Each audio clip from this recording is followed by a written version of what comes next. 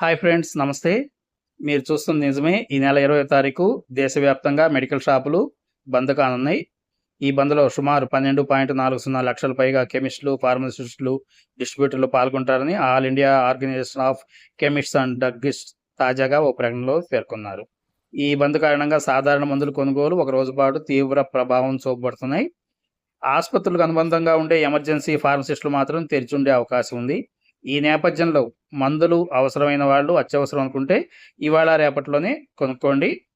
పర్లేదు ఒకరోజేగా బంద్ అనుకున్న వాళ్ళు ఈ విషయాన్ని లైట్ తీసుకోవచ్చు. వాళ్ళు ముఖ్యంగా ఆన్‌లైన్ ఫార్మసీ నియంత్రించాలని వీళ్ళ డిమాండ్‌గా కనిపిస్తోంది. ఆన్‌లైన్ కంపెనీలు తక్కువ ధరలకే మందులు అమ్మటం స్థానిక వ్యాపారులకి నష్టం జరుగుతుందని ఆరోపిస్తున్నారు.